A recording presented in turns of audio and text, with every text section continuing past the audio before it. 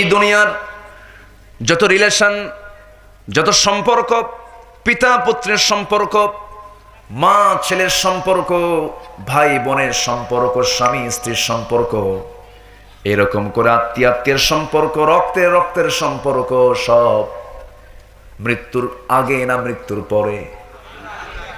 কোন পর্যন্ত? মৃত্যুর আগ পর্যন্ত। এই পর্যন্তই সম্পর্ক শেষ, কিন্তু মৃত্যুর পরে যে সম্পর্ক, সেই প্রকৃত সম্পর্ক হবে কার সাথে? আসতে বলবেন না, কার সাথে?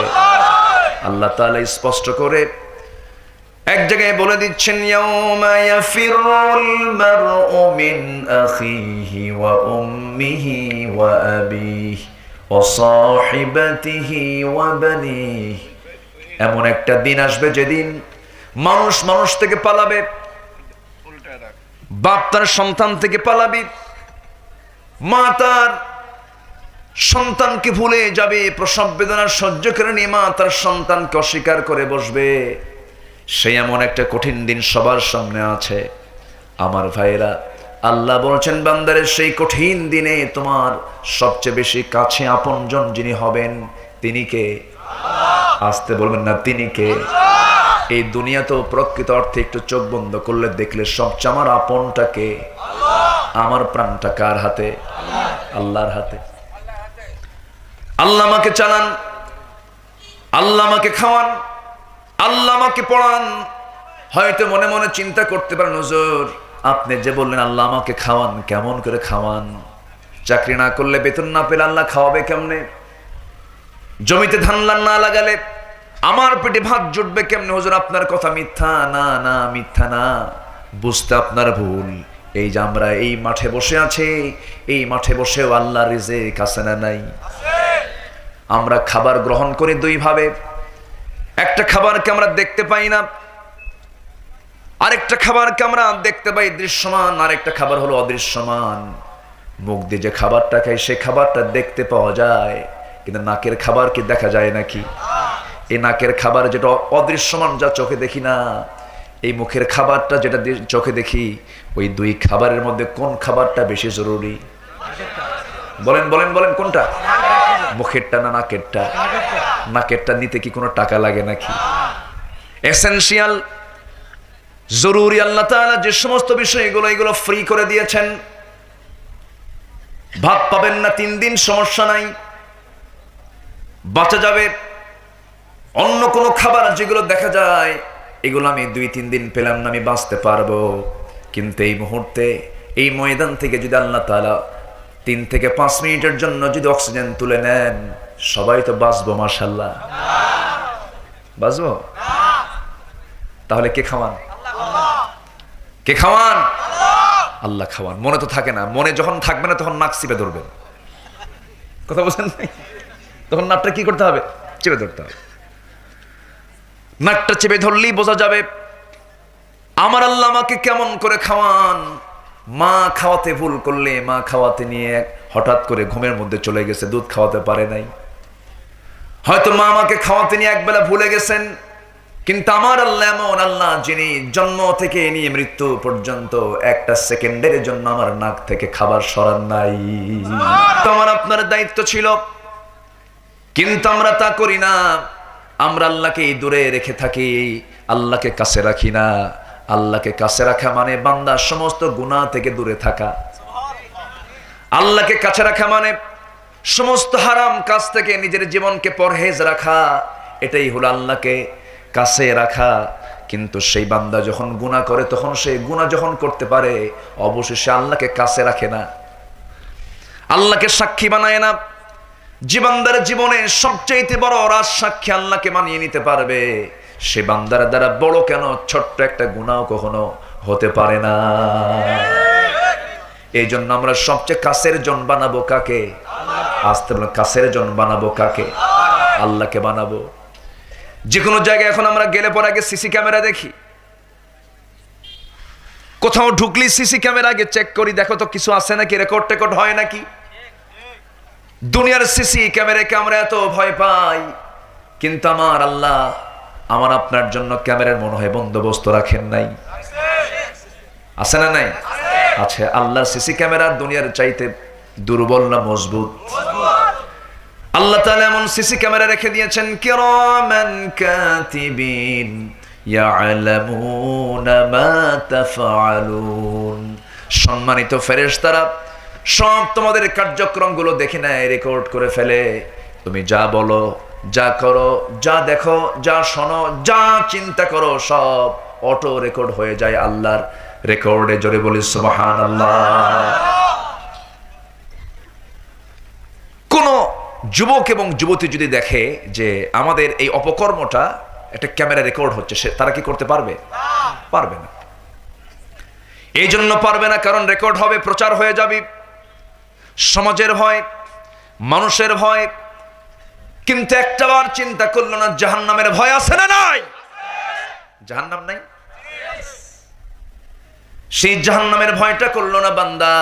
আল্লাহ বলছেন, বান্দারে ওই সমস্ত বান্দাকে আমি আমার সুন্দর জান্নাতের মধ্যে ঢুকায় দেব। ওয়া আম্মা মান খাফা মাকামা রাব্বিহি ওয়া নাহান নাফসা আনিল হাওয়া ফাইন্নাল জান্নাতা হিয়াল মাওয়া। যার দিলের মধ্যে ভয় থাকবে শুধু একজনের, তিনি কে? আসতে বলবেন না, তিনি কে? আল্লাহর ভয়টা যার থেকে যাবে এবং নিজের প্রবৃত্তির দাসত্ব করবে না, নিজের নফসের দাসত্ব করবে না। আজকে নফস নিয়ে আমার আলোচনা। নফসটা কি, রূহটা কি, কলবটা কি, এই নিয়ে আজকে আমার আলোচনা। কষ্ট হবে না তো আপনাদের? নফস কি ভালো জিনিস? খালি খারাপ চাই, গাড়ি চাই, বাড়ি চাই, নারী চাই, পদ চাই, নেতা হতে চাই, ওরে মারতে চাই। নফস শুধু এটাই চায়। কিন্তু নফসের ট্রিটমেন্ট করার দরকার আছে না নাই? আসতে বলবেন না, আছে না নাই? আসুন সেই দিকে আস্তে আস্তে যাচ্ছি। আমার ভাইয়েরা, নফস তো ভালো কিছু চায় না, নফস তো খারাপ কিছু চায়। ইন্নান নাফসা লাআমারাতুম বিসসু। নফসটা হলো খারাপ প্রবণ, অসৎ প্রবণ, অসতের দিকে যেতে চায়। কিন্তু সব নফস পারে না, কারণ আল্লাহ তাআলা নফসকে তিনটা ক্লাস করে দিয়েছেন। নফসে আম্মারা, নফসে লাওয়ামা, নফসে মুতমাইন্না। সবাই মুখস্থ করেন, নফস কয়টা? কয় প্রকার বলেন, কয় প্রকার? নাম্বার হলো নফসে আম্মারা, নাম্বার 2 হলো নফসে লাওয়ামা, নাম্বার 3 হলো নফসে মুতমাইন্না। এই তিনটা প্রকারের নফস। প্রথম নফস হলো আবু জেহেলদের, উতবা, শাইবা, মুগিরা, নমরুদদের। ওই নফসকে আমাদের অর্জন করা যাবে? নফসে আম্মারা হওয়া যাবে? আমার বন্ধুগণ, নবীদের নফস হলো নফসে মুতমাইন্না। ইউসুফ আলাইহিস সালাম পৃথিবীর সবচাইতে সুদর্শন যুবক একজন ছিলেন। আমার নবীর পরে পৃথিবীতে সেকেন্ড পারসন হলেন ইউসুফ আলাইহিস সালাম। 1 নাম্বার সুদর্শন মানুষকে বলেন মুহাম্মদ সাল্লাল্লাহু। দেখেছেন কেউ? দেখেছেন? কেউ দেখেন নাই? এটা কেমন কথা? কেউ দেখেন নাই? যিনি দেখেছেন তিনি বলবেন না, তিনি চুপ করে আছেন। দেখার সুযোগ এখনো আছে না নাই? আসতে বলে, আছে না নাই? রাসূল বলেছেন, যে আমাকে স্বপ্নে দেখে সে আমাকে 100% দেখে। কারণ শয়তান সবার সূরত ধরতে পারলেও আমার সূরত ধরতে পারে না। রাসূলকে স্বপ্নে দেখার মতো বহু লোক আছে, বহু লোক। এখনো দুনিয়াতে নবীর প্রেমিক আছে, রাসূলকে স্বপ্নে দেখে, রাসূল তাদেরকে স্বপ্নে বহু ইঙ্গিত দিয়ে দেন। এরকম বহু বান্দা কিন্তু তারা আজকে আমাদের সামনে হয়তো নাই। অনেকে জেলখানার মধ্যে আছে। কি কথা কি বোঝা যায়? কথা কি বোঝা যায়? আমার বন্ধুগণ, রাসূল 1500 বছর আগে ইন্তেকাল করেছেন, ঠিক আছে, কিন্তু রাসূল চলে গেছেন। কিন্তু রাসূল প্রেমিক যারা, তারা রাসূলকে এখনো দেখতে পাবে, নবীর পরামর্শ এখনো নিতে পারবে। এই পথ এখনো আছে না নাই বলেন? আচ্ছা, এখনো আছে। আপনিও দেখতে পারবেন, চেষ্টা করলে পারবেন। পৃথিবীর সবারই তো 2 চোখ। আল্লাহর ওলির কি 3 চোখ নাকি? বিশেষ কোন লোকের 3 চোখ আছে? সবার 2 চোখ, আপনারও 2 চোখ। সবার 1 মাথা, আপনারও 1 মাথা। সবার 2 হাত, আপনারও 2 হাত। সবার 2 পা, আপনারও 2 পা। অন্য যদি ব্যক্তি যদি রাসূলকে দেখতে পারে, আমি কেন দেখতে পারবো না? চেষ্টা করলেই দেখা যাবে। দেখা যাবে না? রাসূলকে দেখার কিছু আমল আছে, শেখাবো আজকে। জোরে বলি ইনশাআল্লাহ, আর জোরে বলি ইনশাআল্লাহ। কত স্বপ্ন দেখি আমরা, স্বপ্নের মধ্যে যুবক দেখে রাজার মেয়েকে বিয়ে করছে, আছে না নাই? স্বপ্নের কোনো শেষ নাই, কিন্তু সব স্বপ্ন আমার জন্য দলিল নয়। কিন্তু নবীকে যদি কেউ দেখে, এটা কোনোদিন মিথ্যা হতে পারে না। কি রাসূল নিশ্চয়তা দিয়ে দিলেন, রাসূলকে স্বপ্ন দেখতে গেলে নফসকে পরিশুদ্ধ করতে হবে, নফসকে পিওর বানাতে হবে, নফসের ট্রিটমেন্ট করতে হবে, রুহের ট্রিটমেন্ট করতে হবে। দুনিয়ার ডাক্তাররা রোগী গেলে পরে সেই সমস্ত ডাক্তাররা বান্দার দেহের ট্রিটমেন্ট করে, বডি ট্রিটমেন্ট করে। আর রুহের ট্রিটমেন্ট করার জন্য সবচেয়ে বড় যে কিতাব, সেই কিতাবের নাম হলো কোরআনে কারীম। জোরে বলি সুবহানাল্লাহ। রুহের ট্রিটমেন্ট করব কি দিয়া?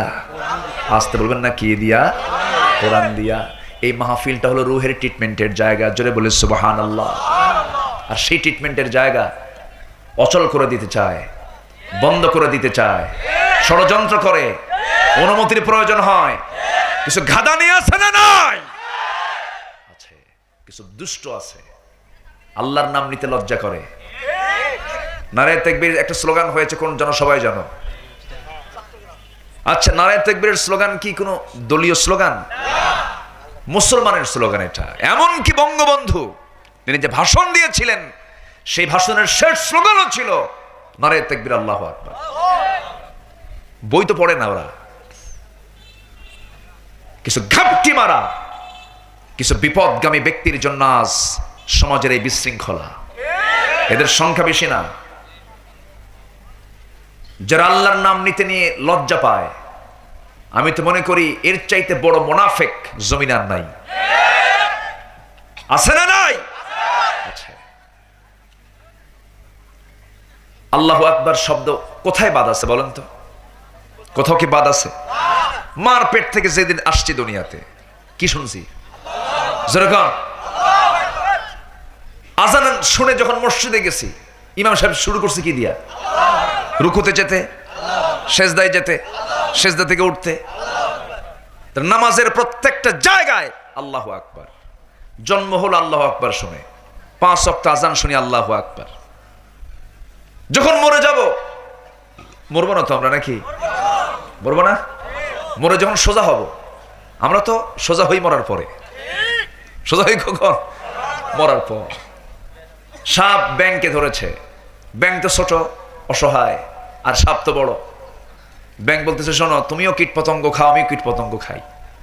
আমি একটু দুর্বল বলে তুমি আমার ধরতে চাও, আমরা একটু চুক্তি করি, তুমি আমার ধরো না, খাইও না, তুমিও থাকো আমিও থাকি। সাপ বলে, দেখ বেটা, এত কথা বলিস কেন? এই কথা বলি স্বৈরাচারী কায়দায় যখন ব্যাংকটাকে খপ করে মুখের মধ্যে নিয়ে যখন ঢুকাতে উদ্যত হচ্ছে, তখন ব্যাংক বাঁচার চেষ্টা করে না? কি করে? এটা আওয়াজ দেয়। কি আওয়াজ দেয়? ওই দেখেন, আওয়াজও পারে দেখি। হ্যাঁ, গ্যাঙর গ্যাঙর আওয়াজ। এই আওয়াজ যখন সলিমুদ্দির কানে যায়, তখন সলিমুদ্দি হাতে লাঠি নিয়ে মারার জন্য আসে। কাকে বলেন? কাকে? মজবুত ওয়ালাকে না দুর্বল ওয়ালাকে? বলেন ভালো করে কোন? হ্যাঁ, যে মজবুত শক্তিশালী। দুর্বল কেন? শক্তিশালীকে? শক্তিশালীকে। সাপ আর ব্যাঙে তো লাগে না আসলে, কারণ শক্তিশালী অনেক সাপ। কিন্তু ব্যাঙ বারবার পরামর্শ দিচ্ছে, মামা তুমিও থাকো আমিও থাকি। কিন্তু যখন মুখের মধ্যে নিছে, লাঠি নিয়ে সলিমুদ্দি চলে আসছে। এসে সাপ মারে না ব্যাঙ মারে? ঘাড় যাতে একদম মেরে দিছে, গ্রীবা বরাবর, গ্রীবা দেশে মেরে দিয়েছে এক আঘাতে। সাপ সোজা।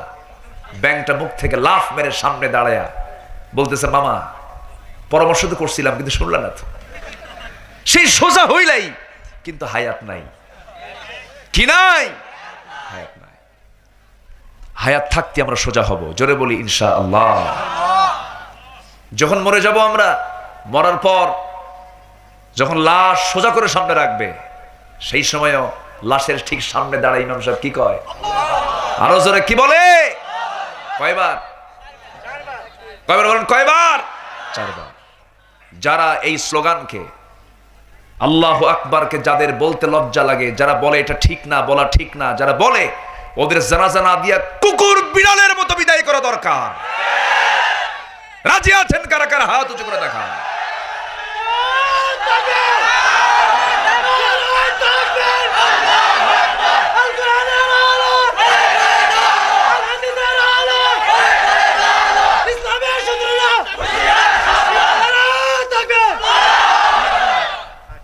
কষ্ট পাচ্ছেন?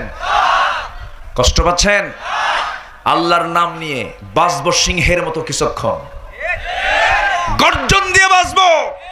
মুনাফিকের চরিত্র নিয়ে বাঁচতে চাই না আমরা। অবস্থান ক্লিয়ার করবেন ইমানদার।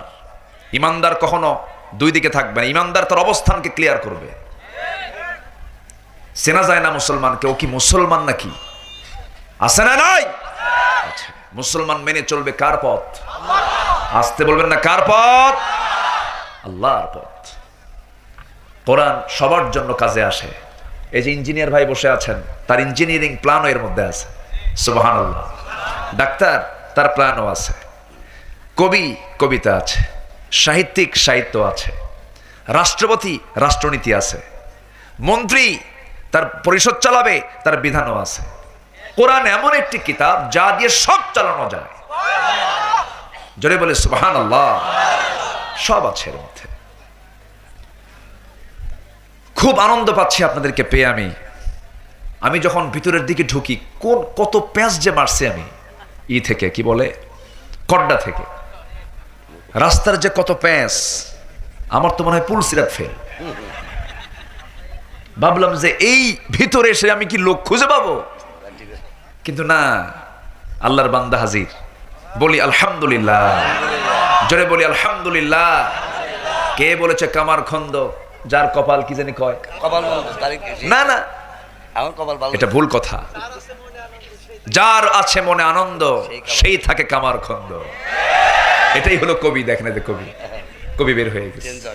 আলহামদুলিল্লাহ বলে কত সুন্দর।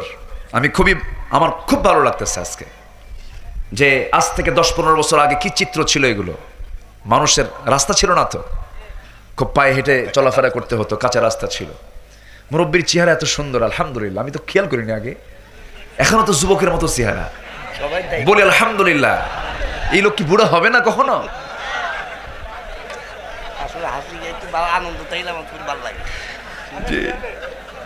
না, খুব ভালো।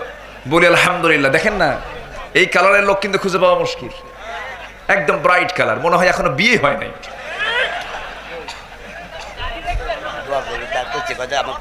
এই অতটুকু সোজা বলতে হয় না, আকলমন্দ ইশারা বাসাত। জি, খুব ভালো। বলি আলহামদুলিল্লাহ। কষ্ট হচ্ছে না তো আপনাদের? নবীদের নফস সবার চেয়ে খারাপ না ভালো? নবীদের নফসটার লেভেল হচ্ছে নফসে মুতমাইন্নাহ। নফসে মুতমাইন্নাহ। আর আবু জেহেল অথবা শাইবা, মুগীরা, নমরুদ, ফেরাউন, এদের নফস হলো নফসে আম্মারা। নফসে মাঝখানে একটা আছে। মাঝখানে আছে না নাই? লা উকসিমু বিল্লাওয়ামাহ। আল্লাহ তাআলা এই নফসের কসম খেয়েছেন।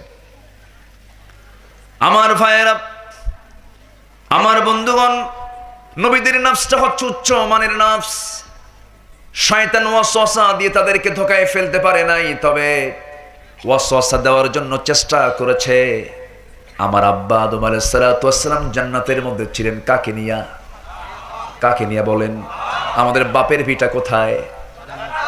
কামারখন্দ। সবাই কিন্তু বলেন নাই। আমাদের বাপের ভিটা কোথায়? জান্নাত বাপের ভিটা। সেই বাপের ভিটায় আমার বাপ শুরু করলেন বসবাস একাকী, কিন্তু ভাল লাগে না। প্রেমিকা ছাড়া প্রেমিকের কি ভাল লাগে নাকি? দেখেন, তাও কয় না। স্ত্রী ছাড়া স্বামীর ভাল লাগে না, এটা বলেন। ওটা বলা যাবে না, ওই অপশন নাই। ওই একই কই, আবার কই ওই একই। স্বামী স্ত্রী আর প্রেমিক প্রেমিকা কখনো এক হতে পারে? প্রেমিক প্রেমিকা হলো নোংরা, স্বামী স্ত্রী হলো জান্নাতের ফ্লেভার। আল্লাহু আকবার। জান্নাতের সুগ্রাণ হলো স্বামী স্ত্রী, আর প্রেমিক প্রেমিকা হলো নোংরা। জাহান্নাম, রোগ, অসুখ, ক্যান্সার, HIV, মারাত্মক রোগ, করোনা, ঠিক কিনা? কি কথা কি বুঝতেছেন? যত ভাইরাস আসছে পর্যন্ত সকল ভাইরাসের মূল অপরাধ হলো জিনা। কষ্ট হচ্ছে?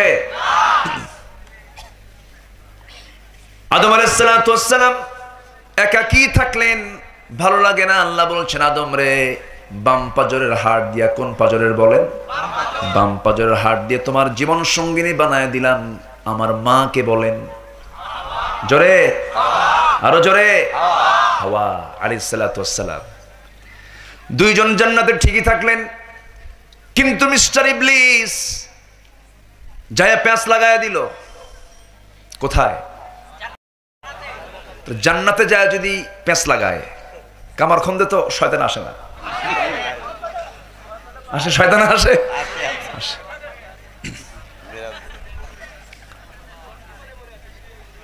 এত সুন্দর মানুষ আপনার এলাকায়, তাই না?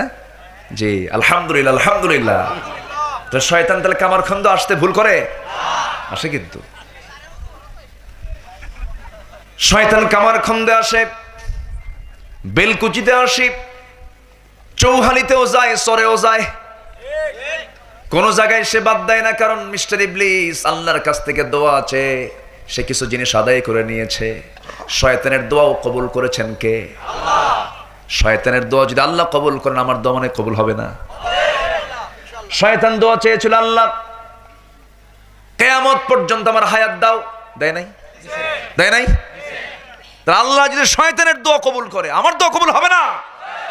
দোয়াই তো করি না। কই দোয়া করি আমরা? দোয়ার মতো আমরা দোয়া করি না। দোয়া করলে অবশ্যই কবুল হওয়ার কথা ছিল, কিন্তু দোয়ার মধ্যে ভেজাল আছে। ভেজাল হলো সুদ খাই। কি খাই? সুদ তেলা খেয়ে নাই, এই সুদও আছে আবার। এই অবস্থায় কেউ উঠবেন না, কিন্তু উঠলেই ভাববো ওটা সুদ খায়। থাকেন।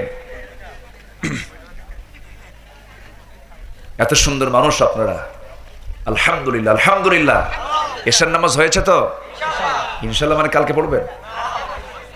হয়েছে তো বলবেন আলহামদুলিল্লাহ। ইনশাল্লাহ মানে হুজুর পড়ি নাই, কালকে পড়বো। এশার নামাজ হয়েছে সবার?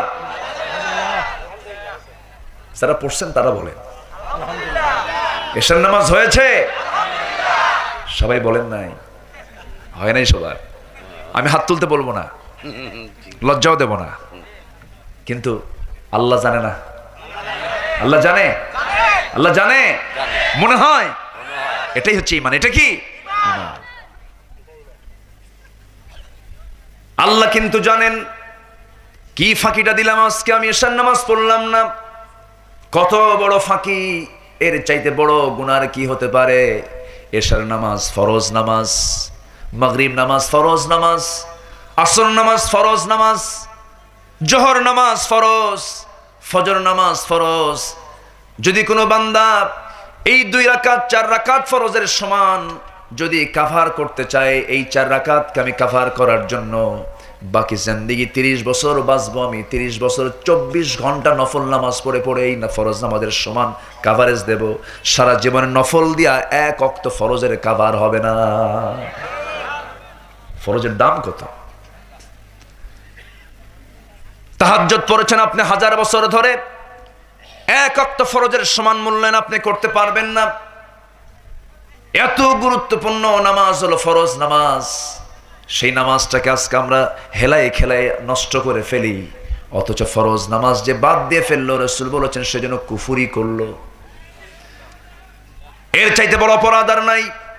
ইমাম শাফিঈ বলেছেন, কোন ইসলামী রাষ্ট্রের কোন নাগরিক মুসলমান হওয়ার পর যদি না নামাজ পড়ে, তাকে ফাঁসির মঞ্চে ঝুলায় মার। ঠিক, এত জোরে কইেন না। এটা একটা ইমামের মত, একটা ইমাম বলেছেন। আবার অন্য ইমাম কি বলেছেন শুনতে হবে না? আরেকজন বলেছেন, যদি কোনো মুসলমান নামাজ না পড়ে তাকে আটকাও। কোথায় ঢুকাও? কোথায় ঢুকাও? তাহলে জেলখানে ঢুকাতে হবে নামাজিকে না বেনামাজিকে?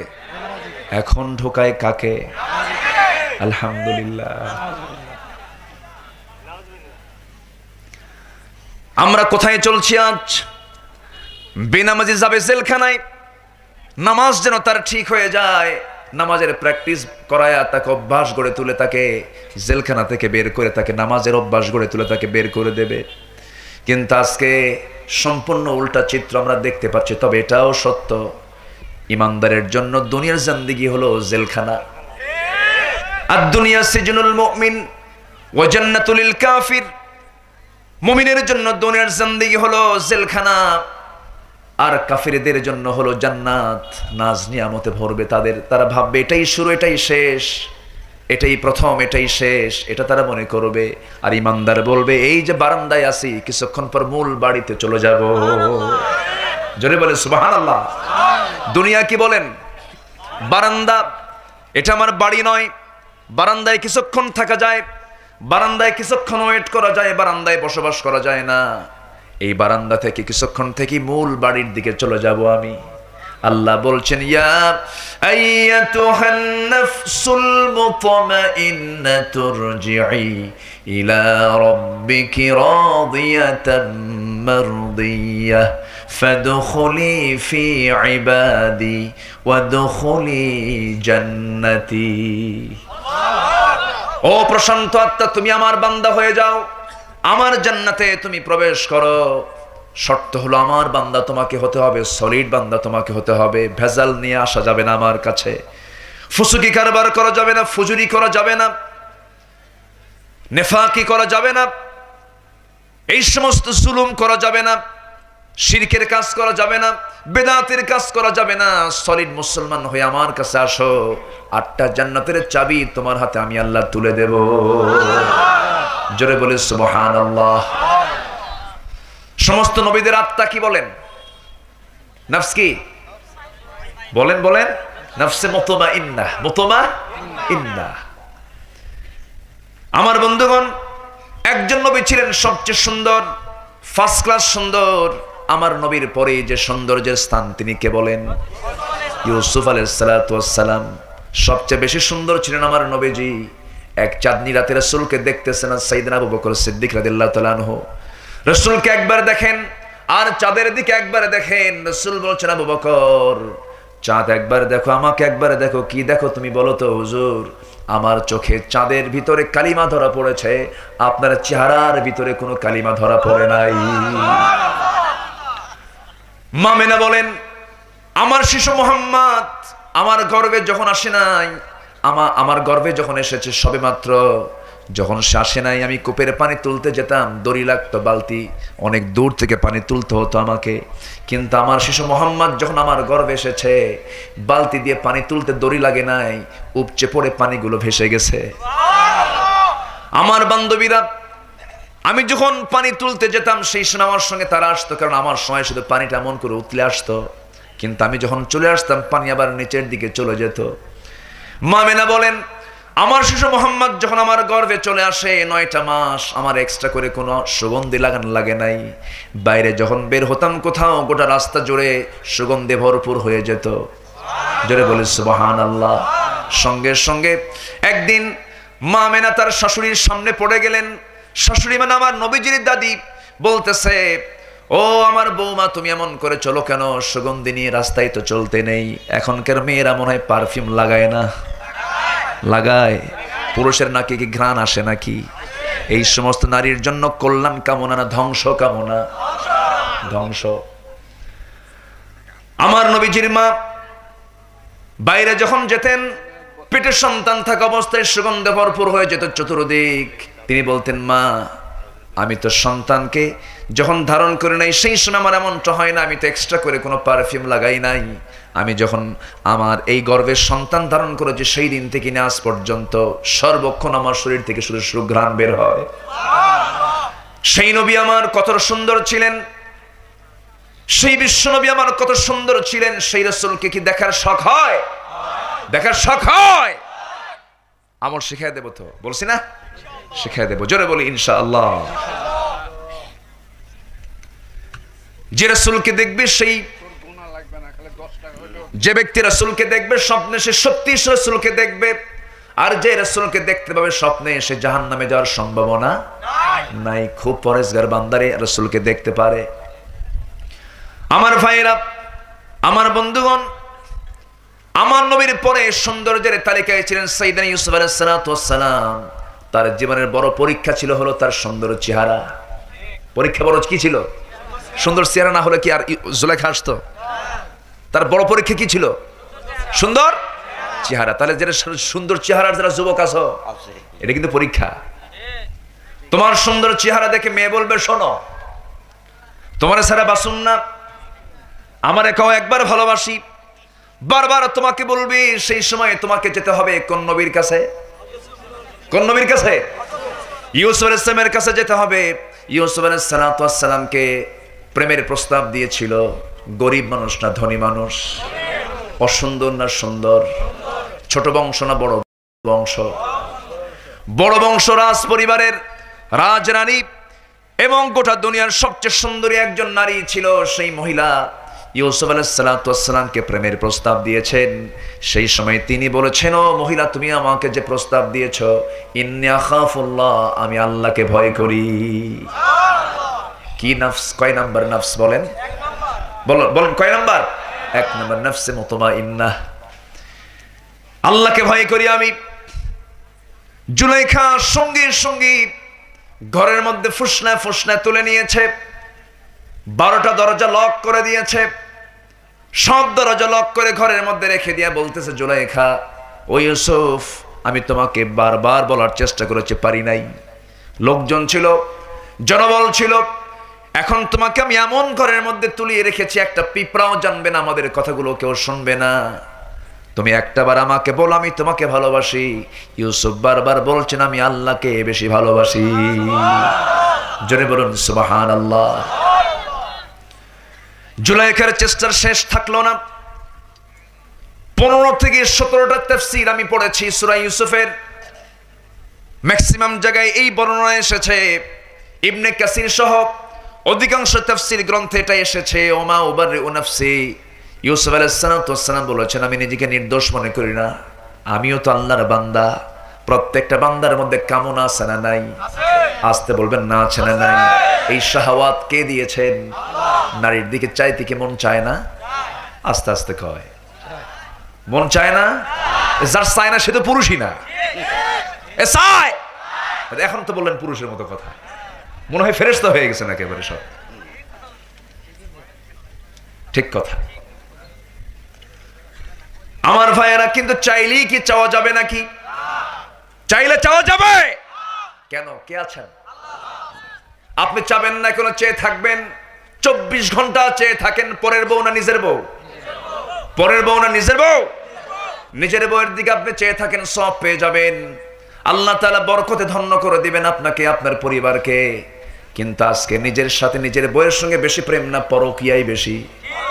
কোনটা বেশি? নিজের কিয়া না পরকিয়া? স্বকীয়তায় নাই, পরকিয়ায়। সমাজ ব্যবস্থা আজকে নষ্ট করে দেওয়ার জন্য ভারত থেকে আমদানি কিছু সিরিয়াল আছে না নাই? সব শেষ করে দিয়েছে। আমার বন্ধুগণ, ইউসুফ আলাইহিস সালামের চোখের সামনে কেউ নাই দুনিয়ার, শুধু তার সামনে একজন সুন্দরী নারী সামনে সাজগোজ করে দাঁড়ায় আছে। জুলাইখা বলতেছে, ইউসুফ, আমি তোমাকে বহুদিন ধরে কামনা নিয়ে আছি, একটাবার আমার দিকে তাকায় দেখো। জুলাইখা ছিল অবিবাহিতা না বিবাহিতা? বিবাহিতা। রাজার তিনি স্ত্রী ছিলেন। ছিলেন শব্দের জন্য বললাম, কারণ তিনি পরবর্তীতে তিনি ইসলাম কবুল করেছিলেন। জুলাইখা এত সুন্দরী, বিবাহিতা থাকার পরেও তিনি কেন তার দিকে ঝুঁকে পড়েছিলেন? তাফসীরে এসেছে, তার স্বামী যে মিশরের আজিজ, সে ছিল পুরুষত্বহীন, তার মধ্যে কোনো পুরুষত্ব ছিল না। যার মধ্যে পুরুষত্ব নাই তার বিয়ে করাও জায়েজ? আজতে কোন বিয়ে করা জায়েজ নাই। আমার ভাইয়েরা, এরকম সৃষ্টিগত দিক থেকে কিছু থেকে যায়, এরকম ব্যতিক্রম কিছু থেকে যায়। জুলাইখা যখন তার দিকে ঝুঁকলেন, ইউসুফ আলাইহিস সালাম বলছেন, ও জুলাইখা, আমার দিকে তুমি তাকায়ও না, তুমি গুনাহগার হয়ে যাবে, আমিও তোমার দিকে তাকাবো না। জুলাইখা করলো কি, সঙ্গে সঙ্গে তার মাথার চুলের খোপা ছেড়ে দিল। খোপা কয় নাকি? এলাকায় খোপা বলে। চুলের যে দড়িটা, চুলের যে বাঁধনের দড়িটা ছেড়ে দিল। ছেড়ে দিয়া চুলটা ছেড়ে দিয়ে তার দিকে ঝুঁকে যাচ্ছে, কাপড়ের পাটটা একটা একটা করে খুলে তার দিকে তার শরীরটা ঝোঁকায় দিচ্ছে। সবচেয়ে সুন্দরী নারী যুবকের সামনে, টকবকে যুবকের সামনে যখন তার যৌবনের পসরা যখন তার সামনে ডিসপ্লে করছে, ইউসুফ আলাইহিস সালাম পিছু হটতে হটতে, পিছে যেতে যেতে দেওয়ালে তার পিঠ থেকে গেছে, চক্ষু লাল হয়েছে, চোখের কোনা বেয়ে টপ টপ করে পানি পড়ছে। উপরের দিকে তাকাচ্ছেন, উপরের ছাদ, কিন্তু ছাদের দিকে বারবার তাকাচ্ছেন, বারবার তাকাচ্ছেন। যে বাপকে তিনি দীর্ঘ কয়েক যুগ ধরে তিনি তাকে দেখতে পান না, সেই বাবার হারানো পিতার ছবি আল্লাহ পাক তার সামনে হাজির করে দিয়েছে। বাবার ছবি তিনি দেখতে পেলেন, ফেরেশতা তার সামনে বাবার ছবি হাজির করে দিলেন। চক্ষু তার শীতল হোলাহারে আমার বাপকে দেখতে পেলাম। এই বাপ আমি কতদিন আগে ছেড়েছি, আমার ভাইয়েরা আমাকে ধরে নিয়ে ওই কূপের মধ্যে ফেলে দিয়েছিল। সেই বাপকে দেখলেন, আগের স্মৃতিচারণ হয়ে গেল।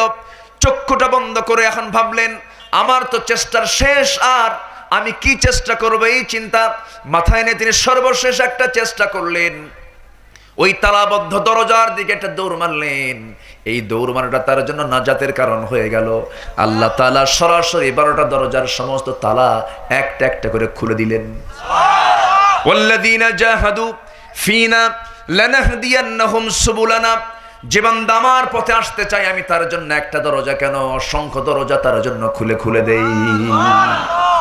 আমার ভাইরা, ইউসুফ আলাইহিস সালাম তিনি নিজের সতীত্ব নিয়ে, নিজের চরিত্র নিয়ে, নিজের সৎ সাহস নিয়ে তিনি বাইরে বের হয়ে গেলেন। কিন্তু মহিলা নাসরবান্দি জুলাইখা পিছন দিক থেকে যেতে যেতে কামিসুহু মিন দুবুরিন, তার জুব্বার পিছন সাইডটা বড় বড় নখ, এখনকার রীতি না আগের থেকে আছে। ওই জুলাইখার বড় বড় নখ ছিল, এখনো নখ বড় বড় আছে না নাই? মনে হয় জঙ্গলের কোন পশুর নখ আছে না নাই? মনে খাইয়া ফেলাবে, কাটে না।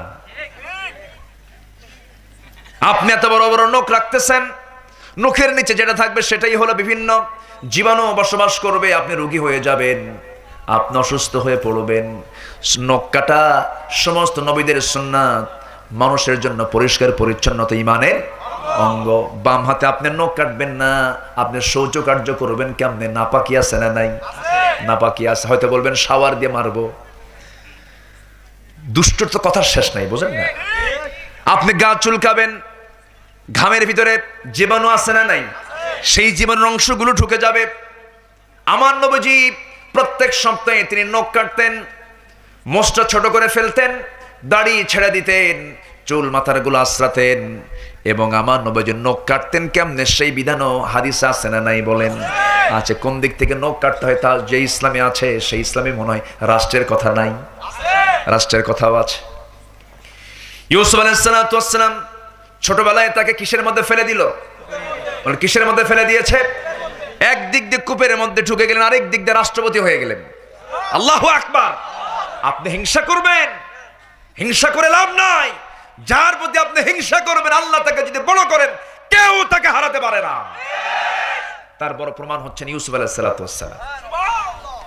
সব ভাইয়েরা, 11 ভাই সব মিলে নিয়ে যে তাকে কূপের মধ্যে ফেলে দিছে। আল্লাহ কই, কূপের মধ্যে ফেললি থাম, তোর এই ভাইটারই তোর দেশের রাজা বানায় দেবো, যা। জোরে বলি সুবহানাল্লাহ। বানান নাই? বানায় দিচ্ছেন। কামিসুহু মিন দুবুরিন, জুব্বার পিছন সাইডটা বড় বড় নখ দিয়ে টান মেরেছে, এক টানে জুব্বা ছিঁড়ে গেছে। জুলাইখার স্বামী আজিজে মিশর তার সামনে হাজির, দেখে বলতেছে ইন্না কাইদাকুন্না আযীম, তোমাদের ষড়যন্ত্র মারাত্মক। দুইজন কি বলে ফেলছে? একজন না দুজনকে? দুজনকেই বলে ফেলছে ইন্না কাইদাকুন্না আযীম, তোমাদের ষড়যন্ত্র মারাত্মক। মামলা দেব, মামলা হয়ে গেল, তদন্ত কমিটি হলো। সেই তদন্ত কমিটি রিপোর্টে আসলো, যেহেতু জুব্বার পিছন দিকে ছেড়েছে, সামনের দিকে ছিঁড়ে নাই। পিছন দিকে ছিঁড়ার বড় প্রমাণ হচ্ছে এটাই, ইউসুফ দৌড় মারতে নিয়েছে, জুলাইখা পিছন থেকে টান মেরে ধরেছে। আর যদি জুব্বার সামনের দিকে ছিঁড়ত তাহলে বোঝা যেত জুলাইখা দৌড়াতে চেয়েছে, কিন্তু ইউসুফ তাকে জোরপূর্বক ধরতে চেয়েছে। এই ছিঁড়ে যাওয়ার সিমটম দেখে তদন্ত রিপোর্টে আসলো সম্পূর্ণ নির্দোষ। কে কে কে? তদন্ত রিপোর্টে নির্দোষ, খালাস, কোনো দোষ নাই। কিন্তু মিশরের বাদশা মনে মনে চিন্তা করলো, আমার রানী যদি অপরাধী হয়, সে অপরাধ তো আমার দিকেও আসে। মামলাটা একটু উল্টায় দিল। এরকম উল্টান তো এখন নাই। ও এখনো আছে তাহলে? হ্যাঁ আচ্ছা, হ্যাঁ সাক্ষী লাগে না তো এখন, অটোমেটিক সব, ঠিক কিনা? সব কিছু অটো হয়ে যায়। আমার দিকে তাকান, আমি কি শেষ করে দেব? এত বেজে গেছে না, খেয়ালই করি নাই। 11:15 না 12:30। খুব ভালো বলি আলহামদুলিল্লাহ। একটা লোকের কোনো ওঠা নাই, উঠতে দেব না আজকে। আমি আসছি এশার নামাজের আগে, আমি চাইছিলাম আগে উঠতে, আপনারা উঠতে দেন নাই, দেরিতে উঠাইছেন, দেরিতে যাবেন, কোনো কথা নাই। রাজি আছেন তো? আমার আগামীকালকে মাহফিল দিনের বেলা বাদ জোহর, বেশি দূরে না, বেনাপোলে, যশোর। ওই পাড়া না ওই পাড়া? ওই পাড়া। জি, তাহলে চিন্তা করেন আমাদের সময় মেনটেন করার দরকার আছে না? আচ্ছা, সব দিকে খেয়াল করতে হয়। তাহলে নফস কয় প্রকার মনে আছে আপনাদের? ওইদিকে থাকুক, মামলা এই পর্যন্ত থাকুক, মামলার রায়টা উল্টে গেছে, এখন তাকে কোথায় যেতে হবে? কোথায় যেতে হবে? তো জেলখানে ঢোকার সময় মানুষ হাসে না কান্দে? বলেন, ম্যাক্সিমাম হাসে না কান্দে? ইউসুফ কি করেছেন? হেসেছেন। এখনো হাসার বান্দা আছে, কিন্তু আছে না নাই? আমার দিকে তাকান তো, হেসে হেসে যাচ্ছেন, তো ওনাকে বলা হলো আপনি হাসতেছেন কেন ইউসুফ? আহাব্বু ইলাইয়া, আমার কাছে জেলখানাই প্রিয়। কেন? জুলাইখার ডিস্টার্ব নাই। জোরে কোন সুবহানাল্লাহ। তাহলে তার জীবনের সবচেয়ে বড় পরীক্ষা হলো তার সুন্দর চেহারা। বুঝতে পারছেন তো? সুন্দর চেহারা হলে কি হয়? অনেক। জি, বলি আলহামদুলিল্লাহ। আল্লাহ সবার চেহারাই সুন্দর করে দিয়েছেন, কারো চেহারাও সুন্দর না। আমরা মন দিয়ে দেখি যদি, সব চেহারাই সুন্দর। আমার এক বন্ধু, ওর বাড়ি উল্লাপাড়া, আমরা একসঙ্গে কামিল করেছি। ওর বড় ভাই সচিব ছিলেন, উল্লাপাড়া বাড়ি। তো আমরা একসঙ্গে কামিল করেছি ঢাকা আলিয়া থেকে। তো বন্ধু আমার খুবই সুন্দর, মানে এরকম লাল টকটকে চেহারা, খুবই সুন্দর। বউটা কালো, বিয়ে করছে, বউটা কালো। তো বললাম, দোস্ত তুমি এত সুন্দর মানুষ, বউটা এরকম কালো, তো বন্ধু তোমার চোখে যদি আমার চোখ দেওয়া হয়, বুঝবা যে এটা কত সুন্দর আমার কাছে। বলি আলহামদুলিল্লাহ, জোরে বলি আলহামদুলিল্লাহ। তাহলে এটাকে ব্যালেন্স কে করে দেন? কে করে দেন? আল্লাহ করে দেন। যার চরিত্র খারাপ, হাজার সুন্দর হলো, চরিত্র ঠিক হয় না। আছে না নাই? বিয়ে করছে, বউটা কালো, 3 দিন পর খালি কান্দে। কান্দিস কেন? খাইরে আমার বউটা কালো রে। শফিকের বউ দেখতে কত সুন্দর, দেখেন নজর গেছে শফিকের বউর দিকে। এরকম পরের বউর দিকে নজরওয়ালা কিছু চেহারা আছে না নাই? এগুলো করা যাবে না। সম্মানিত ভাইয়েরা, চরিত্রকে আমরা সুন্দর করব, এই জন্য আল্লাহ তাআলা সূরা ইউসুফ দিয়েছেন। আল্লাহ কবুল করুন, আল্লাহ কবুল করুন, আল্লাহ কবুল করুন। নফস হলো 3 প্রকার। এক নফসের মোটামুটি পরিচয় আমরা পেয়ে গেলাম। নফসে মুতমাইন্নাহ হলো আম্বিয়া কেরামদের নফস, নফসে আম্মারা হলো ফেরাউন নমরুদ হামানদের নফস। মাঝে মাঝে একটা নফস আছে, মাঝে মাঝে ভালো কাজও করে, মাঝে মাঝে খারাপ কাজও করে, আছে না? যেমন আমরা করি, আসতে কয় করি না? হঠাৎ করে ভুল হয়ে যায়, ভুল হয়ে যাওয়ার পরে আবার কান্দি। নামাজের সেজদার মধ্যে পড়ে আল্লাহকে বলি, আল্লাহ এত বড় ভুল করছে, আমারে মাফ করে দাও, ভুল হয়ে গেছে, পাপ হয়ে গেছে। আল্লাহ সেই সময় বলেন, বান্দারে আমার কাছে সে যখন সারেন্ডার হলে, তওবা করলে, যা তুই যদি সিদ্ধান্ত নিয়ে নেস এই পাপ আর জীবনে করবি না, আমি তোরে মাফ করে দিলাম। বান্দার বাঁচার উপায় আছে না নাই? তওবা আছে না নাই? তওবাও আছে। আমার ভাইয়েরা, নফস আম্মারা, নফসাতুল লাওয়ামা, নফসে মুতমাইন্নাহ, আমার বন্ধুগণ, আমরা পাপী, কিন্তু পাপ করেছি, পাপ করার সঙ্গে সঙ্গে মাফ চেয়ে নেব আল্লাহর কাছে। তবে পরিকল্পিত ইচ্ছা করে কোনো গুনাহ করা যাবে না। লাউ লাম তুযনিবু লাযাহাবাল্লাহু বিকুম ওয়া লাজাআ বিকওমিন হাত্তা ইউযনিবুন। ও বান্দা, তুমি যদি গুনাহ না করো, এই দুনিয়া থেকে তোমাকে আমি বের করে দেব। এমন কিছু বান্দা দুনিয়াতে পাঠাবো যারা গুনাহ করবে, চোখের পানি ফেলে ফেলে আমার কাছে কাঁদবে, আমি তাকে মাফ করে দেব। কার কথা? আজকে থেকে গুনাহ শুরু। এর মানে কি তাই? এটা হচ্ছে আমাদের আশার দিক।